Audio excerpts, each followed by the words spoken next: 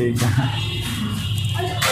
देखिए, भौतिकी में हम लोग पढ़ रहे थे विचलन कोण के बारे में, है ना? ठीक है। तो विचलन कोण या डेविएशन एंगल क्या होता है, ये आप लोग बता सकती हैं? कौन बताएगा? देख के बताओगी? बिना देखे बताओ। विचलन कोण क्या है, क्या होता है? हाँ, ठीक है। अपवर्तित किरण और मूल पथ, है ना? अपवर्तित किरण और मूल पथ के बीच में बनने वाले कोण को विचलन कोण कहा जाता है। जैसे कि यहां से लाइट आई और इसका मूल पथ तो ये है, ऐसे जाना चाहिए था, मगर यहाँ से ये विचलित हो गई, है ना? इधर घूम गई, या फिर कभी होता है कि अभिलंब से दूर चली गई, है ना? या जब हम परावर्तक सतह में, जैसे समतल दर्पण में क्या होता है कि वो इधर मुड़ जाती है, परावर्तन हो जाता है इसका, ठीक है? तो समतल दर्पण में भी इसका बनेगा विचलन कोण, और समतल दर्पण में क्या होता है? परावर्तन होता है ना, ठीक है? समतल दर्पण में परावर्तन होता है, और जब एक माध्यम से दूसरे माध्यम में प्रकाश जाती है तो उसका क्या होता है? अपवर्तन होता है। दोनों सिचुएशन में जो विचलन कोण है उसको हम निकाल सकते हैं। उसका फॉर्मूला है, सिंपल फॉर्मूला। समतल दर्पण वाला लगता है फॉर्मूला हम बता दिए, बताए थे ना? चलिए इसको एक बार फिर से देख लेते हैं।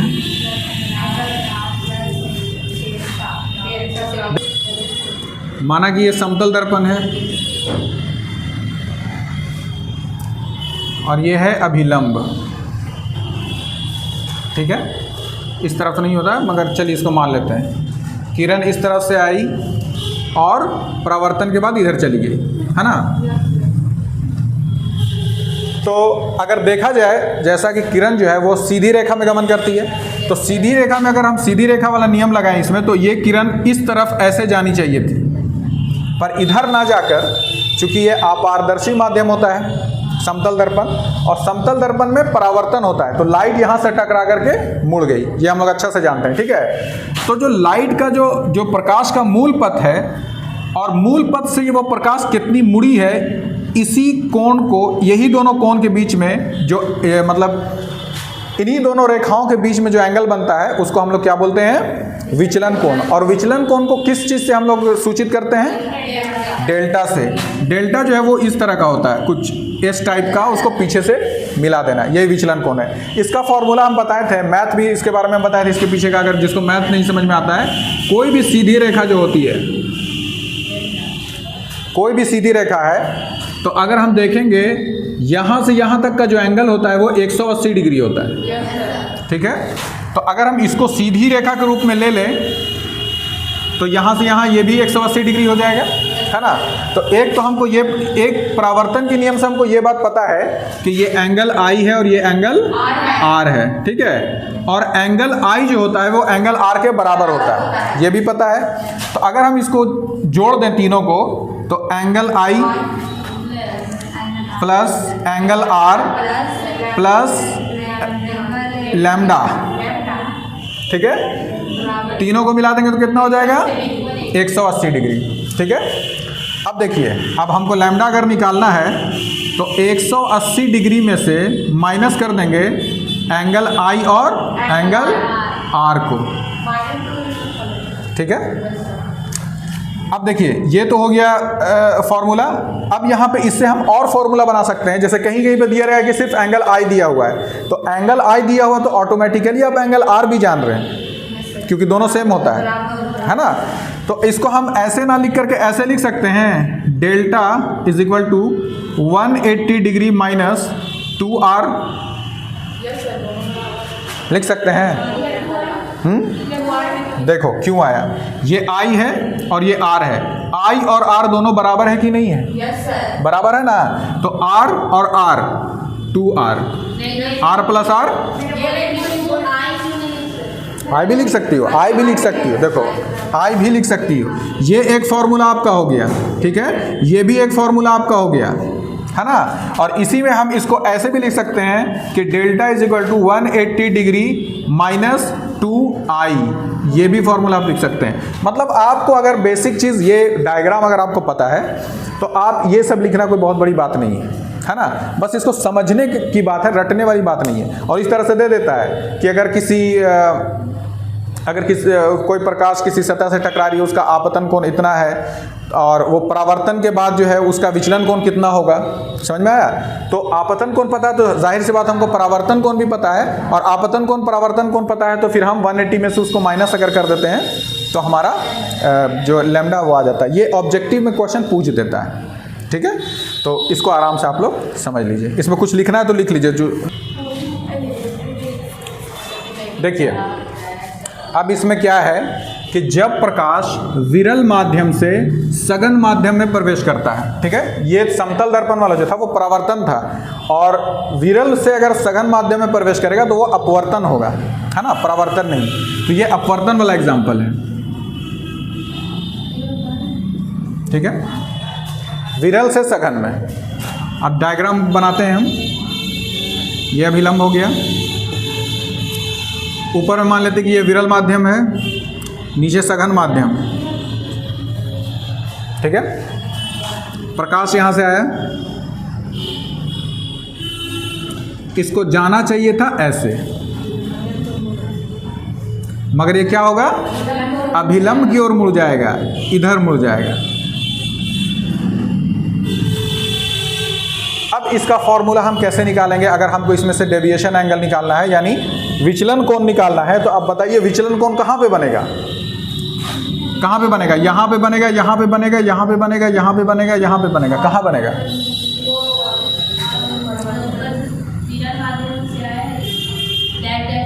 हाँ ये वाला, ये दोनों की, ये दोनों यही वाला, ठीक है। देखिए चूंकि ये प्रकाश का मूल पथ है और प्रकाश यहाँ मुड़ा है, तो मूल पथ और अपवर्तित किरण दोनों के बीच का जो कोण होता है वही होता है डेविएशन एंगल। इसको हम लोग मान लिए लैम्डा, ठीक है, 8 नहीं है, ये लैम्डा है। और ये हमारा हो गया आर, ये क्या हो गया, हाँ लैम्डा बोल रहे हैं, डेल्टा जी, डेल्टा, ठीक है। ये हो गया आर, लैम्डा ये होता है, देखो ये जिससे ये क्या बोलते हैं, तरंग धैर्य, है ना, वेवलेंथ, ठीक है, ये डेल्टा है, ठीक है।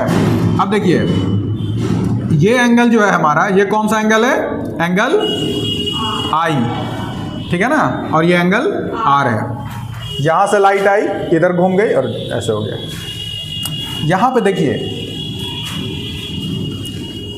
अगर लाइट मुड़ती नहीं, सपोज लाइट नहीं मुड़ती, सीधे चली जाती है ऐसे, ठीक है, अगर लाइट मुड़ती नहीं, यहाँ से ऐसे सीधे चली जाती, तो ये वाला एंगल और ये वाला एंगल बराबर होता कि नहीं होता, होता ना। शीर्षाभिमुख कोण जिसको बोला जाता है, वर्टिकली ऑपोजिट एंगल का जो नियम है उसके हिसाब से ये जो ऐसे कट पुट का निशान बनता है, तो ये एंगल और ये एंगल हमेशा बराबर होता है, ठीक है। तो उस नियम से ये वाला और एंगल, ये वाला एंगल बराबर होता है, यानी ये जो आई है ये इसके और इसके दोनों के ऐड के बराबर है।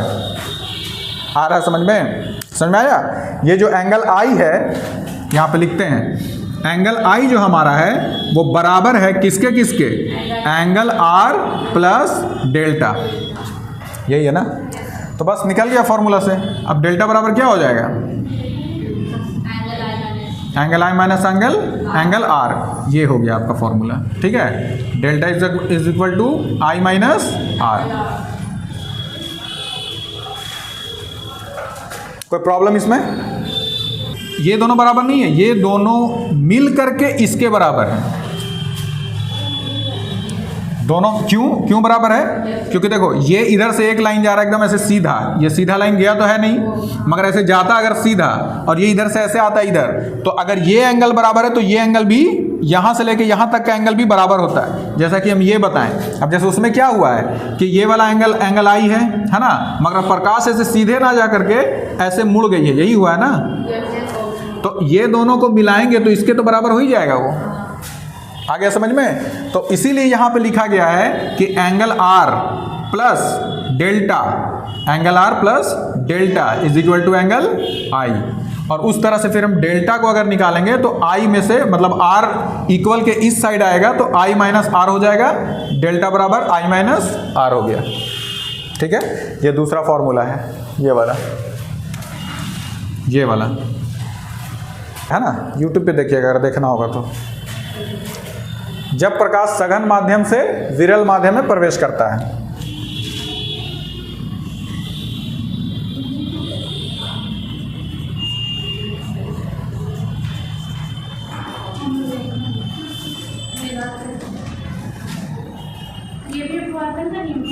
हाँ अपवर्तन, परावर्तन का एक है और अपवर्तन का दो है, सघन से विरल, विरल से सघन। ठीक है,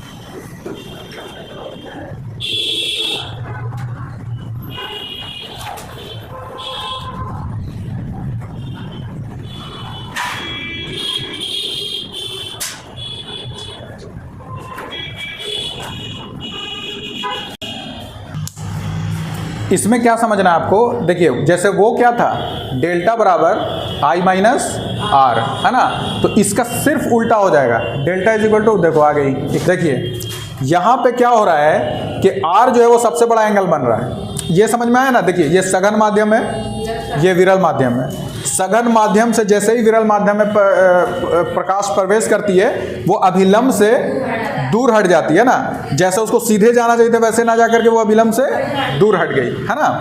अब यहाँ पे क्या हुआ, आर जो है वो बहुत बड़ा एंगल बन रहा है, आर एक बड़ा एंगल बन रहा है।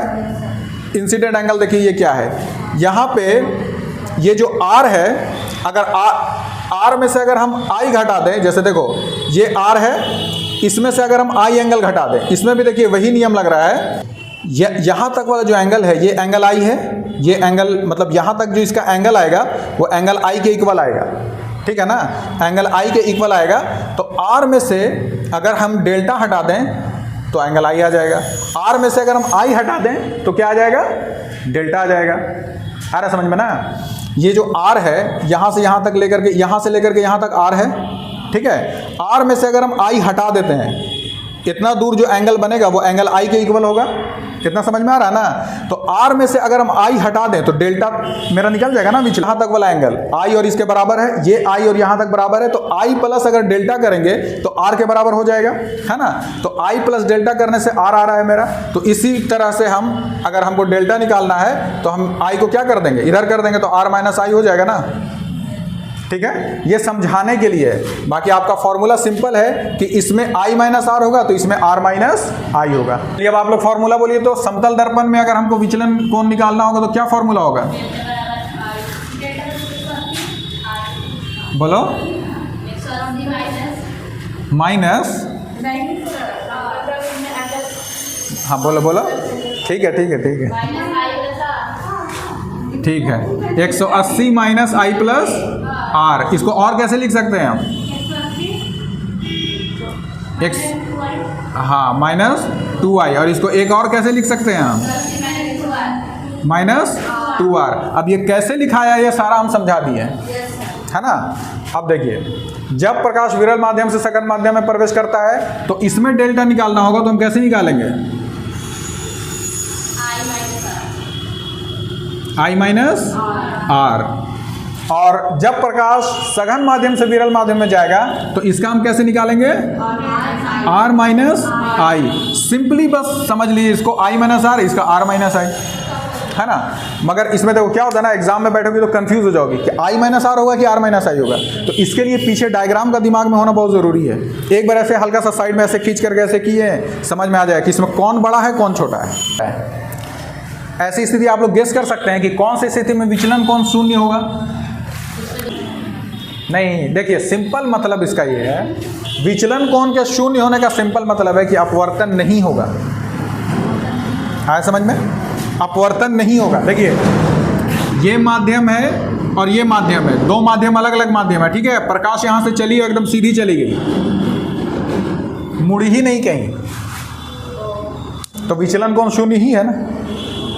प्रकाश अपने मूल पथ से हटी ही नहीं, सीधे चली गई, जैसे उसको जाना चाहिए वैसे ही गई, जरा सा भी इधर उधर नहीं है। तो इसमें क्या हुआ, अपवर्तन हुआ ही नहीं। आ रहा ना समझ में?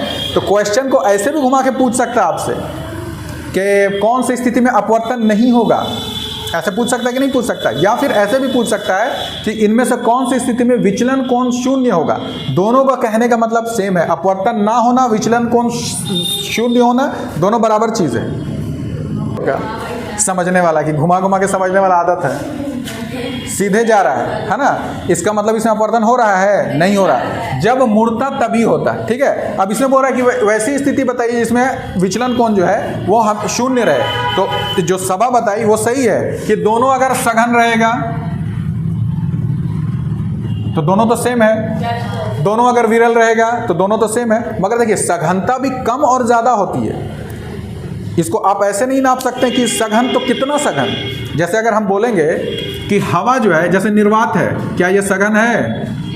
निर्वात में तो कुछ होता ही नहीं है, तो सघन मतलब घनत्व तो उसमें रहेगा कहाँ से, रहेगा ही नहीं। मगर जैसे ही हम बात करेंगे हवा का, तो निर्वात के कंपैरिजन में हवा सघन है।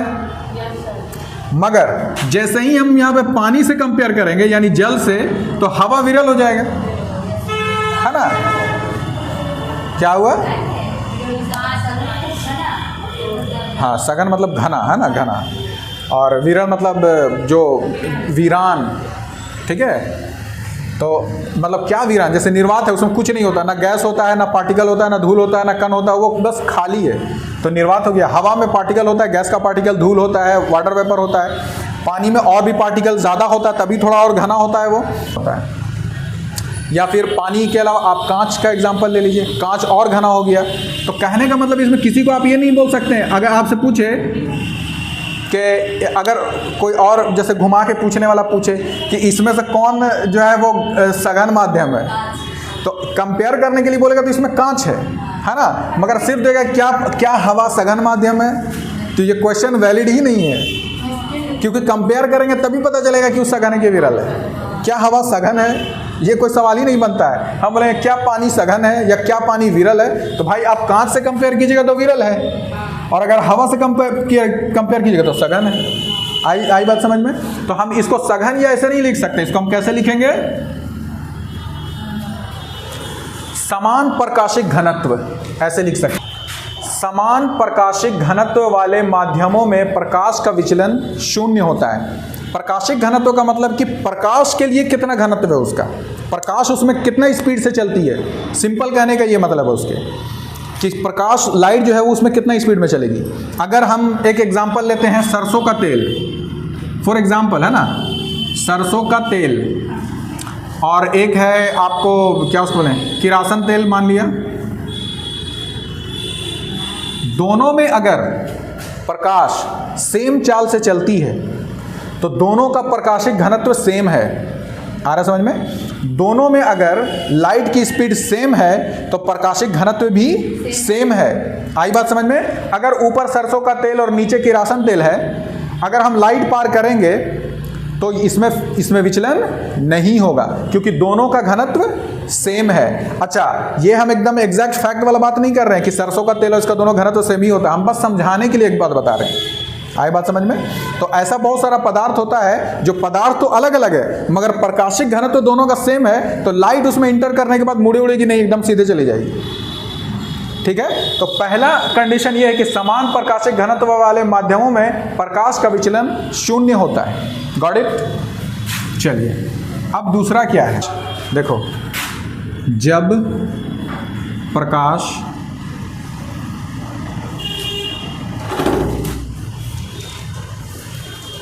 आपतन बिंदु पर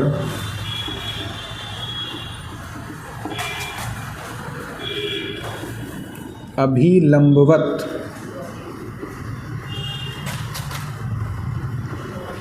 पड़ती है तब विचलन कोण, देखो विचलन शून्य होता लिख दिए, विचलन कोण होगा यहाँ पे, है ना, शून्य होता है। ठीक है, अब इसका क्या मतलब हुआ समझ लो पहले सना। देखिए, इसका ये मतलब हुआ कि इधर हवा है जो कि विरल है, यहाँ पे जल है जो कि सघन है, ये विरल सघन है ना।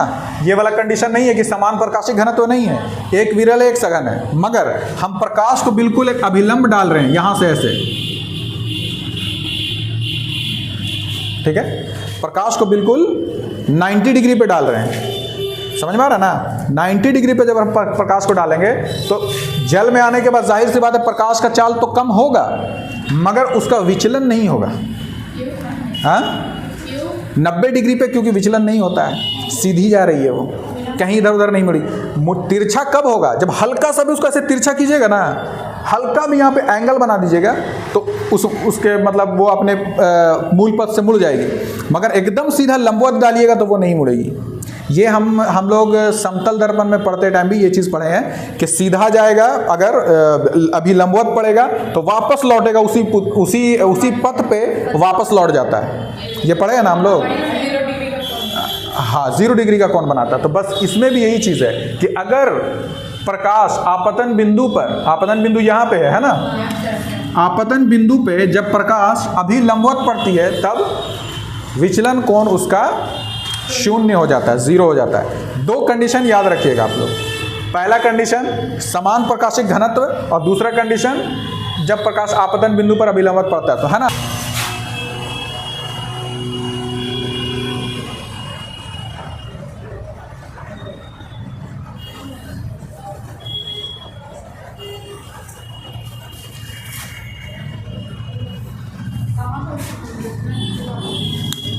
नहीं, उसको बस हम बता दिए हैं कि विचलन कोण 0 का मतलब क्या होता है। विचलन कोण 0 का मतलब होता है अपवर्तन का ना होना, ठीक है। चलिए तब सर आ गए हैं।